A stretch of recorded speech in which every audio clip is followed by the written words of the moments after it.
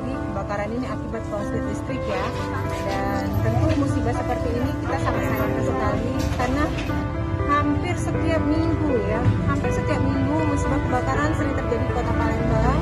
Oleh karena itu ini membuat saya betul-betul berharap kepada seluruh warga Kota Palembang untuk betul-betul berhati-hati ya.